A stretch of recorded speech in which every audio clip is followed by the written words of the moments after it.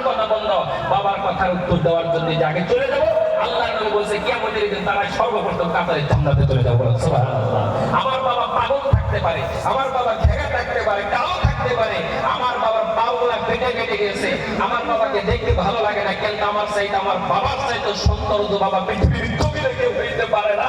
যার বাবা দুনিয়ার মধ্যে থেকে চলে গেছে তারা বুঝতে পারে না বাবা কত বড় কষ্ট। আজকে যারা বড় হয়েছেন, অনেক মানুষগুলো হয়েছেন, বাবা চাকরি পেয়েছে, কেউ অনেকগুলো টাকা পয়সা আমরা ইনশাআল্লাহ রোজগার করি।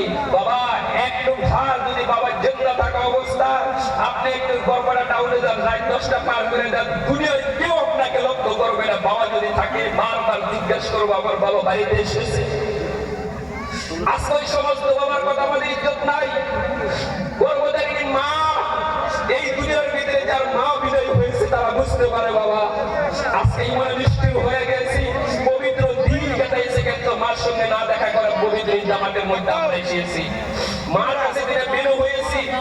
একটা কথাই লক্ষ্য করতে হবে, মা যে মার ডাকটা হলো মধু, একটা বার মা দুঃশ্বসরে ডাক দেওয়া মা, মার দিলটা ঠান্ডা করার সঙ্গে সঙ্গে আল্লাহর আরশ থেকে তোমার রহমত মাথার ভিতরে বৃষ্টির মতন পরিশোধ হয়। বলেন সুবহানাল্লাহ। আপনি যখন বাড়ি থেকে চলে যাবে, আপনার ঘরের ভিতরে যদি মা আছে, মার কাছে বলো মা তোমার হাতটা আমার মাথার ভিতরে একবার লাগায়া দাও, তোমার হাতটা আমার মাথায় লাগায়া দাও।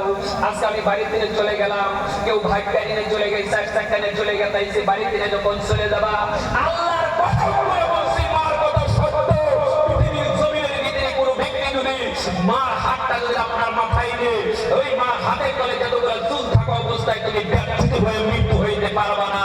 তোমার মা তোমাকে দোয়া করে দিয়েছে।